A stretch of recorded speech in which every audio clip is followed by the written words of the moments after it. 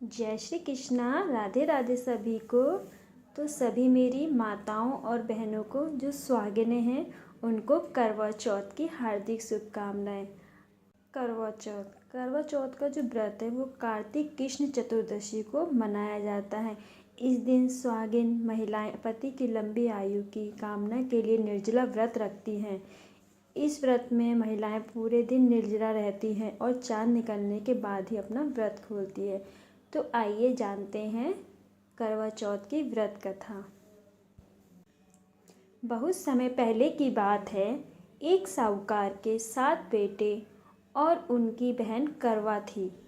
सभी सातों भाई अपनी बहन से बहुत प्यार करते थे, यहाँ तक कि वे पहले उसे खाना खिलाते और बाद में स्वयं खाते थे। एक बार उनकी बहन ससुराल से मायके आई हुई थी। शाम को भाई जब अपना व्यापार व्यवसाय बंद कर घर आए तो देखा उनकी बहन बहुत व्याकुल थी। सभी भाई खाना खाने बैठे और अपनी बहन से भी खाने का आग्रह करने लगे, लेकिन बहन ने बताया कि आज उसका करवा चौथ का निर्जला व्रत है और वह खाना सिर्फ चंद्रमा को देखकर ही खा सकती है। चूँकि चंद्रमा अभी तक नहीं निकला है, इसलिए वह भूख प्यास से व्याकुल हो उठी। सबसे छोटे भाई को अपनी बहन की हालत देखी नहीं जाती और वह दूर पीपल के पेड़ पर एक दीपक जलाकर चलने की ओट में रख देता है। दूर से देखने पर वह ऐसा प्रतीत होता है कि जैसे चतुर्थी का चांद उदित हो रहा हो। इसके बाद भाई अपनी बहन को बताता है कि चांद निकल आया है, तुम उसे अर्घ्य देने के बाद भोजन कर सकती हो। बहन खुशी के मारे सीढ़ियों पर चढ़कर चांद को देखती है और उसे अर्घ्य देकर खाना खाने बैठ जाती है। पहला टुकड़ा मुंह में डालती है तो उसे छींक आ जाती है। दूसरा टुकड़ा मुंह में डालती है तो उसमें बाल निकल जाता है और जैसे ही तीसरा टुकड़ा मुंह में डालने की कोशिश करती है तो उसके पति की मृत्यु का समाचार उसे मिलता है। वह बौखला जाती है। उसकी भाभी उसे सच्चाई से अवगत कराती हैं कि उसके साथ ऐसा क्यों हुआ।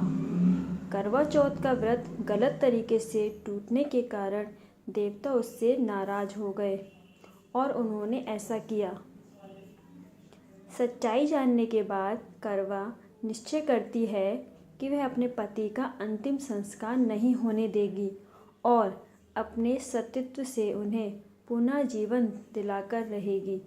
वह पूरे 1 साल तक अपने पति के शव के पास बैठी रहती है, उसकी देखभाल करती, उसके ऊपर उगने वाली घास को वह एकत्रित करती जाती।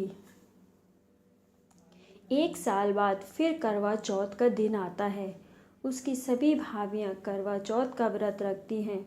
जब भाभियाँ उससे आशीर्वाद लेने आती हैं तो वह प्रत्येक भाभी से यम सुई ले लो, पी सुई दे दो, मुझे भी अपनी जैसी सुहागिन बना दो, ऐसा आग्रह करती है। लेकिन हर बार भाभी उसे अगली भाभी से आग्रह करने का कह के चली जाती हैं। इस प्रकार जब 6ठे नंबर की भाभी आती है तो करवा उससे भी यही बात दोहराती है। यह भाभी उसे बताती है कि चूँकि सबसे छोटे भाई की वजह से उसका व्रत टूटा था, अतः उसकी पत्नी में ही शक्ति है कि वह तुम्हारे पति को दोबारा जीवित कर सकती है।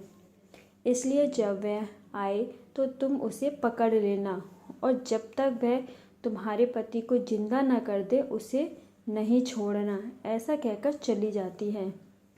सबसे अंत में छोटी भाभी आती है। करवा उनसे भी सुहागिन बनने का आग्रह करती है, लेकिन वह टाल मटोल करने लगती है। इसे देख करवा उन्हें जोर से पकड़ लेती है और अपने सुहाग को जिंदा करने के लिए कहती है।